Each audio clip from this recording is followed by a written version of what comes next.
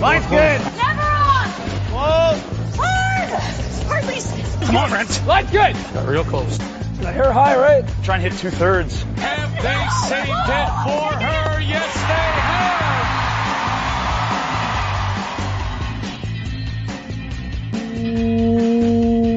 Welcome to Game of Stones, everybody. I am Sean Graham Scott, alongside, as always, hello, Scott. Hey, man. How you doing on a Tuesday night? Oof. I gotta be honest. I'm. The late nights are getting to me a bit. It's 10 to 10 as we record this. 10 to 10? Or excuse me, 10 to 11. Oh, boy. Yeah, I know it's insane to complain. It's just that I don't go to sleep right away. So it's on Right. me. That's my problem. But, Sean, I decided I'm going to take the day off tomorrow, watch some curling, and rest up a bit. Yeah, for the big championship pool playoff round. Tomorrow is the last day of the preliminary round. And Scott, I think we got a fun day in store based off of what happened today. So let's start with what we just saw in the night game, or at least the second half of the TSN coverage of the night game. Jennifer Jones gets the win over Marion Arsenault and Nova Scotia, books her spot into the championship pool. Scott, I'm going to just throw this out there right now and see what you think. Jennifer Jones is going to win this event. And here's why. Okay. Or here's sort of the narrative that I'm now envisioning. This is like Peyton Manning when he won with the Broncos. Right? He couldn't throw anymore, but they won the Super Bowl. Jennifer Jones has not played well. She did not play well tonight. Russ, at some point in the game, said something like, Jennifer Jones must be looking around being like, how do I do this?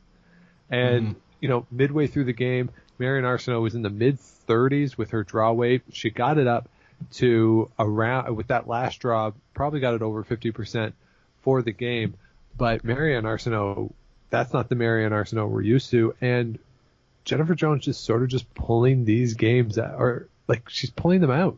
Yeah. And it makes no sense. The BC game she should have lost. Mm-hmm. Last night against Prince Edward Island, she should have lost. Yeah. And here again, extra end. Now, should she have lost? Maybe not. But she was outside on a hit that got her 3 in the ninth end. Running back a guard that sort of rubbed off another guard. Mm-hmm. She was outside there. She was outside on her last out-turn hit in the 10th end. Rolls underneath on a double attempt. When she was going to throw that last rock in the 11th end, it's an out-turn hit that if you're outside on, it jams, you give up the steal. Mm-hmm. She makes it. And I think credit to Caitlin Laws. The last thing Caitlin Laws says is they can hold it. Mm-hmm. And right, she's starting to believe the ice, right? Because when she let it go, she started screaming that it was like inside. Yeah, super panic call. It was fine. Right? So you're absolutely right. The only two games that she's played above 70% was her game against Yukon and her game against the Territories this afternoon, which were 88 and 94. And I bet if you look at the degree of difficulty of those games for the skip position, it's going to be relatively low. Right. She earned a plus today against the opposing skip by shooting 66. That's insane, right? So her plus minus, she's +1. She also, her low game, 64, was against BC and Corinne Brown. Yep. And she didn't get a plus or a minus because Corinne Brown also threw a 66. So, yeah, I was thinking horseshoes was what you were going to say. Like, she's somehow pulling these out. Peyton Manning is a good analogy, right? Because he would just get the ball into the hands of the receivers and they would go. He wasn't throwing the deep bombs anymore. Jennifer Jones isn't making like triple run backs. The in-off shot to win her first Scotties, I don't think she's even coming close to making that this week. Well, you saw it yesterday in the game with Corinne Brown where she had that in-off for 6 and she hit it too thin. Too thin and only got 2, right? Yep. So, yeah, I can't understand how this is happening. But there you go, 5-1. Yeah, but again, and too, like, poor shooting percentage, but if you look at the scoring, right, she has as many singles as she's given up. Mm-hmm. She's scored more deuces than her opponents. She scored more 3 than her opponents. Got a 4, got 4+ on the board. Like, she's outscoring people by 18 points. Yeah, but I think if you take away the Yukon or the Territories game and the Yukon game, it's going to tell you a different story. Okay, sure. I mean, she's still plus. I mean, she's still going to be plus. Yeah, well, because she's won, 3 of those games, so she's going to be plus, right? But I don't think her hammer efficiency is that great. I'm not looking at her stolen ends right now, but what are you seeing on stolen ends there? Do you have any of that? Let me pull it back up here. Overall, we are looking at she's stolen 8 ends, given up 6 steals. Right, and that's pretty crazy. Like, it just doesn't feel like they're playing that well. But the eye test, right?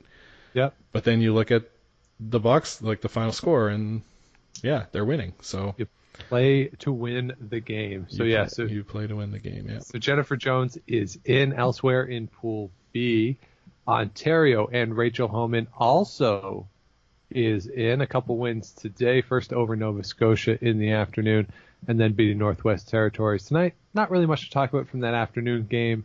It was close for a while, and then a big steal of 2 as Marianne Arsenault misses a draw to really put the game out of hand there, and Rachel Holman just keeps chugging along here. Yeah, no, nothing really to say here except that maybe, Marianne Arsenault, she threw that rock after a big moment happened, Sean, in the afternoon draw in the other pool, which I guess we'll talk about later. Yeah? Yeah. A big moment in the afternoon? Yeah, what happened this afternoon? It was just the 7? after the 7-ender happened. Yeah. So I don't know. I put Marianne Arsenault in the Jennifer Jones category of she's not going to be rattled by anything.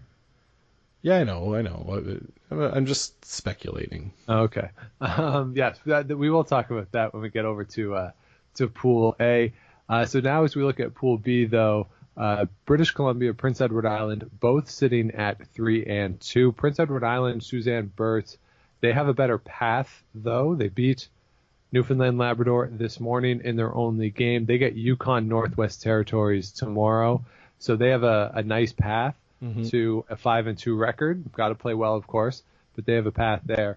And British Columbia has the advantage right now. They get Newfoundland and Labrador tomorrow morning, but interestingly, Scott, they get Nova Scotia tomorrow afternoon. So Marianne Arsenault and Nova Scotia can pull Corinne Brown back to 3 losses, set up a tiebreaker on the assumption that Suzanne Burt wins her 2 games. So, I tweeted earlier today, based on the results that we got this morning, which we'll talk about, I think we're looking at a tiebreaker in Pool A, but if Marianne Arsenault can win that game, we're looking at a tiebreak in Pool B as well. Yeah, for sure. And the Northwest Territories haven't played well this week, but it wouldn't shock me if they came out and scored an upset there against PEI maybe in the last draw. I don't think it's going to happen, but it's not impossible. No, and I just want to touch on this now that we've mentioned Northwest Territories. Carrie Galusha was interviewed yesterday, hinted heavily that this might be her last Scotties. She disclosed that she's injured, has a bit of a glute injury that's making it difficult for her to play. Didn't think she could play yesterday at all, and really seemed to sort of, I don't want to say doubt, but really threw it out there that she might be done with this, and that would be very disappointing. We love seeing Carrie Galusha play. Love that she got out over the past couple of years to play more on tour. It's very difficult, of course, up there in the Northwest Territories financially. She did say that she expects to be back at the Scotties at some point as a coach, as her 10-year-old daughter has taken up the sport. So just a bit of a news there from Carrie Galusha, and that would leave a void in the field that, Northwest Territories right now, it's not a guaranteed out, as we've seen in years past when Carrie Galouche is there, she said basically, there's nobody else behind me. There's not a lot of teams who play when we play, like they're the team. So we'll see what happens with that, but something to monitor moving forward. Yeah, and now that the territories are split, I don't know if you saw after Yukon and the territories played yesterday, there was an awkward handshake between Chelsea Duncan and my names are bad, and Sarah Colton. They sort of had this awkward handshake, and then we're like, what are we doing? Oh, let's give each other a hug. They played with each other growing up, so yes, it was one of those like, what? This feels weird, kind of moments. So we could see something like Sarah Colton returning to Yukon to team up with Chelsea and her sister to play at a Yukon. So yeah, didn't know that, Sean. Yeah, so that's pretty much all the news and views from Pool B. Let's move over, Scott, to Pool A, where, what a day in Pool A. Even though a lot of teams only played one game, it was quite a morning there in Moose Jaw. And let's start with what I think is the story of the day. With all due respect to a 7, I think Laurie Eddy and Team Nunavut beating Northern Ontario this morning in a game that Krista McCarville had in control. Mm-hmm. And you have consecutive steals in the 9th and 10th end by Team Nunavut to get that win. In the 9th end, Krista McCarville was light on a draw for one. In the 10th end, she was heavy for the draw. Team Nunavut gets a win. Laurie Eddy visibly emotional at this victory for her. It's been 23 years since she was at the Scotties. Great moment there. I just selfishly, I kind of wish it had been against somebody else because, we like Krista McCarville on this show. But a great moment there for Nunavut. So 2 years in a row getting a win. And tomorrow, their game tomorrow night is against Quebec. So, based on what's been going on, a chance for 2 wins here for Team Nunavut and, just progress, right? You talk about growing the game. Kathy, I thought, had a really good reaction to this morning.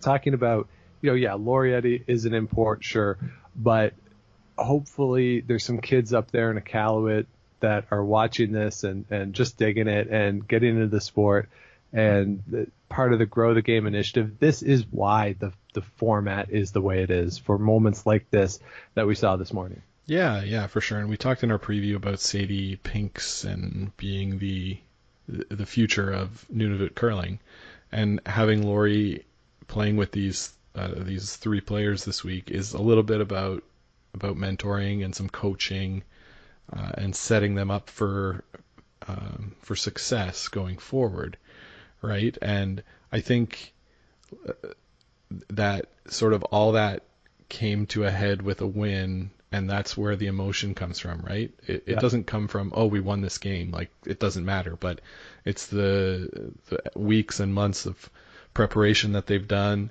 And you can tell that Laurie really cares about these 3 and wants to see them succeed. So that's where it comes from. I'll tell you what, I'm going to be pretty excited for the next 2 Girls in a Game podcast that comes out. Yeah. Hear all about the experience. It should be pretty fun. Yeah, I got the inside scoop there. Now, in terms of the playoff ramifications for this, big setback for Krista McCarville, compared to the competitors, compared to her competition for a berth in the championship pool and the playoffs to some degree, she loses a game on everybody else. Everybody else beat Nunavut, who she's competing with. She did not, so that sets her back. She's now 3-2. Tough day tomorrow. She gets Alberta in the morning, which will be the feature game. Very interesting game as they're both at 3-2, and then Saskatchewan tomorrow night. So, 2 teams in Alberta and Saskatchewan who finished today on not the greatest of notes, going up against Krista McCarville, who also didn't have the greatest finish today. So tomorrow in Pool A, those 2 games, I don't know if they'll both be the feature game, but a lot of attention on those 2 matchups. Yeah, I mean, it wouldn't surprise me. It's going to depend what happens in the rest of Pool A. We see Manitoba punch their ticket tonight in a game against Saskatchewan where I feel like they're Jekyll and Hyde team, Sean. You know, and they talked openly on the broadcast about, boy, we didn't really communicate that. And their team social media, when she missed the shot in the second, showed it was a gif of Jim on The Office, you know, when they go to prank the other office. Yeah. And he sort of puts himself down in the seat really quick. It was like, whoops, don't mind me. Yeah. So only one game for Saskatchewan tomorrow, so they're already at 4 wins, which basically guarantees them at least a tiebreaker based on the standings so far. So yeah, that morning game, I'm really intrigued to watch it. Like I say, I'm cheering for Krista McCarville because we like Krista McCarville. Yep. Chelsea Carey is in the same position, I think, as Jennifer Jones, where she's not playing well, but they're somehow winning more than I think they should. Like that, Alberta didn't play well this morning, but Chelsea Carey didn't either. I know she threw 89%. It just feels to me like she misses the wrong time. I don't know. I mean that's probably fair, but you know her shooting percentage has gone up each game. She is playing much better than she certainly did on Saturday. There's no doubt about that, right? She went from 59% in the first, or excuse me, 53% to 69% to 82% to 91% to 89%. And again, shooting percentage isn't always that indicative of anything, but it does demonstrate that she's getting better through the week and obviously getting more confident. And yeah, Laura Walker and the team did not play well this morning, but that was a very solid performance for Team Canada all around. That is the team that I expected to see on Saturday. They were not giving Laura Walker a lot of opportunities, and if they play that way through the rest of the week, they're going to be tough. Yeah, I guess so. I caught the end of the first draw there. I had tons of meetings today, so maybe I'm speaking a little out of turn as to how they played throughout the whole game. Right. But yeah, I don't know, that something about the eye test, and it doesn't seem to me like they're peaking. No, but they're not playing poorly either. Not as poorly as they started at, yeah. It's not like with Jennifer Jones where you see that she's like continually not been good, but somehow eking out wins. Yeah, and so tomorrow Chelsea Carey gets Nunavut in the morning, New Brunswick tomorrow night. So Scott, in theory here, we could have something really interesting in Pool A with Northern Ontario tomorrow having the game against Alberta in the morning. One of those teams will drop to 3. Andrea Crawford only has one game. It's against Team Canada. Let's say the Team Canada beats Nunavut. That would give Andrea Crawford the opportunity to bring Team Canada down to 3. And Scott, we could have a 3-way tie. 3-way tie for that fourth spot into the pool, which Vic would he might just quit if that happens. He might just walk out. I think I heard that Cheryl is going to join them either tomorrow or Friday. Oh my God! If Friday, that's tomorrow, too long. Thursday. Cheryl. Okay, I'm sure Cheryl Bernard doesn't listen to this, but Cheryl, we need you. We need you so bad. We'll start a GoFundMe to get your airplane ticket paid for. I'm sure you're tired and you just won the Alberta Seniors, but come on, I'm sorry, is Steph LeDrew busy too? Like, what is going on that we couldn't have? Normally a 3-person booth is not good, but Cheryl she's the straw that stirs the drink, man. We really need her. Agreed. I'd be very into getting a little injection of something. I think I heard Russ say gear effect in the first maybe the second end tonight. And last night when I was watching, I was explaining to a friend of mine that you have to drink every time he says gear effect, or there was something else. But Yeah, Force them to 2. Force them to 2. That was one. Drink. Yeah. Okay. Yeah. Yeah. So that would be pretty interesting, a tie-break scenario. And because we've talked about it, it's not going to happen. So let's talk about New Brunswick while they're still around, because I don't foresee them being around the end of the week. Pretty cool. 7 points, Sean. Yeah, so they crack a 7 against Manitoba today, and it's not the sort of thing that you would expect where Andrea Crawford already had a lead and Carrie Anderson and the team were playing aggressively, sort of taking chances. It was a tie game. Yeah. And somebody tweeted at Devin Hero, like, how did that happen? Did Manitoba just miss a shot? And Devin Hero's response was, yeah, 8 of them. Yeah. And I think what happened, I just rewatched it on the TSN On Demand feed, and it was like Carrie Anderson was either light with her first one, I think heavy with her first one, went through, and then tried something and it didn't bury, and Andrea Crawford was able to hit it for their 7. Yeah. But yeah, you don't get a 7, out of nowhere without the other team's help. For sure. Yeah, like we know, right, Sean? Yes, as a team that has a 7 over the past month, yeah, it sort of takes some help, but not something you would expect to see at a Scottie. Certainly not something you would expect to see in a tie game against the team that hits as well as Carrie Anderson. Yeah, like we right? saw. They can all hit. Well, and we saw Carrie Anderson tonight, able to get a lead based on misses, and were able to sort of keep it going. I mean, Saskatchewan got a steal here, steal there, but they were mostly playing like keep the rocks out of there. Let's not give them a steal of more than 1. Yep. We're up by 6. So, yeah, like pretty cool. Pretty cool to see this sort of thing. And, like some media attention for New Brunswick. Yeah, and then I tweeted after in the night game, she gave up a 5 to Quebec, 4 or 5 to Quebec. I think it was a 4. So, probably the only team in Scotties history to get a 7 and then give up a big one in the next game. But 24 points today for Andrea Crawford. Yeah. And that's what we like to call Suzanne Burt territory. But, Scott, you talked about how you weren't really thrilled with the way Chelsea Carey's playing and that they're struggling. But then basically you just give them the win over Andrea Crawford by saying that they're not going to be there. Yeah. Okay, I just wanted to point out that seeming contradiction. Yeah, it's a contradiction. Well, you convinced me with numbers that they actually were playing well. I mean, it would be fun to see, right? But even looking at this game, like Carrie Anderson didn't play well, Andrea Crawford didn't play well. Their degree of difficulty seemed to be high with all the rocks in play, but I don't know. I don't know if I would love it.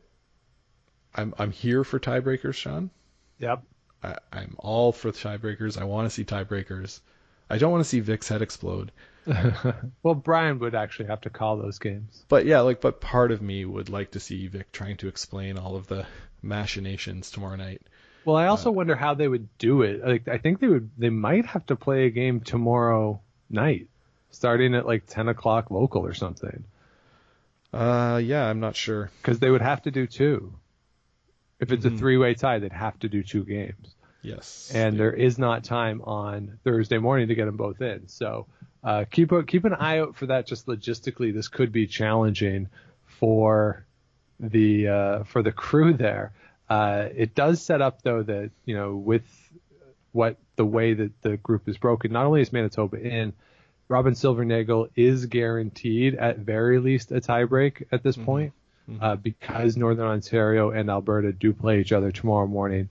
Somebody will be at 3 for sure. So even though they didn't play well tonight, they do have some assurances of something past tomorrow night. But really at this point, I think all eyes are going to be on Northern Ontario, Alberta tomorrow. That will sort of shape how the rest of the day goes. Yeah, for sure. I'll definitely be on it, and I'll be tweeting away.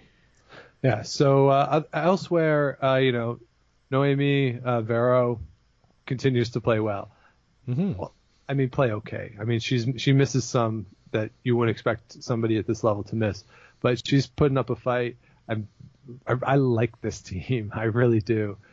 So yeah, they're 0-6, but all credit to them for continuing to battle, continuing to fight. Yeah, they seem like they've sort of figured out the ice for the most part.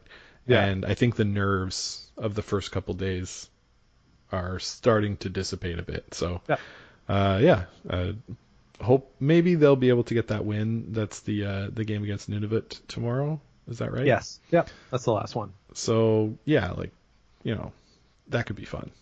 Yeah. So I think that might do it for Tuesday. Anything else stand out for you from today, Scott? Let me think. Actually, I thought of things to say, and I think we've said them all. Okay. That's good.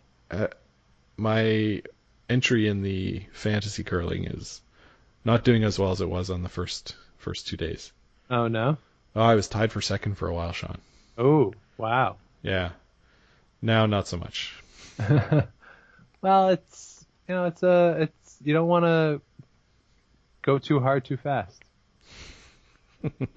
So there you go. And it's for a good cause. So right for on. Sure. So that'll do it for a very interesting Tuesday out there in Moose Jaw. Very excited for Wednesday as the championship pools will be set. Mostly, we do expect some tiebreakers out there for Thursday morning, but last full day of action for all 16 teams will be a fun one.